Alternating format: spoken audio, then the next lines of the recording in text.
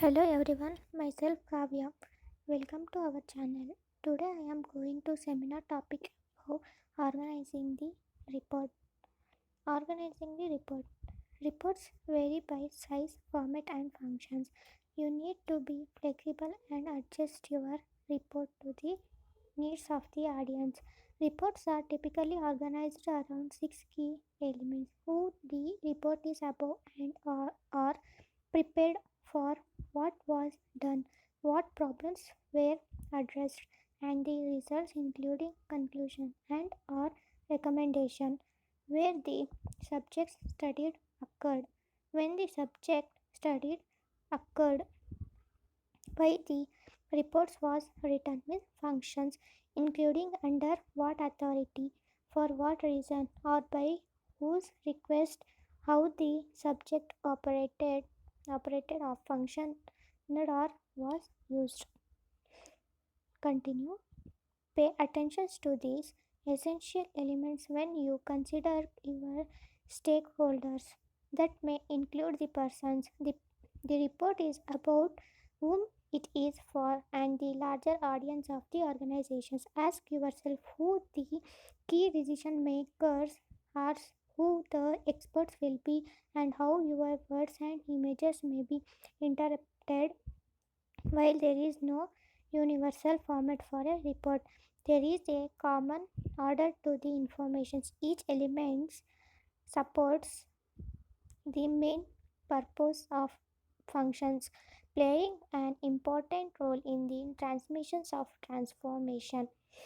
Learning objectives. Identify the part of a formal report and the contributions each part makes to the report's overall effectiveness. Organize report finding. Prepare effective formal reports using an acceptable format and writing style.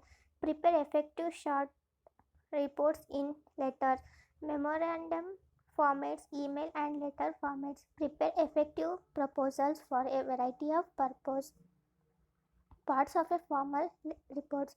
Memo of transmitter, title page, table of contents or list of illustration, executive summary, the report body, references and appendix. Memo of transmitter.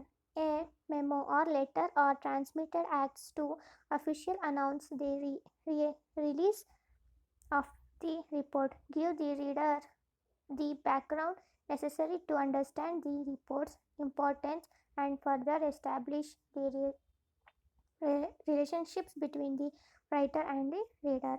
Title page. A page of a book bearing the title and usually the names of the author and publisher and the place and sometimes date of publication. Table of contents or list of illustration. A table of figures is a list sorted by page numbers of the captions pulled from figures, images, or tables in your document.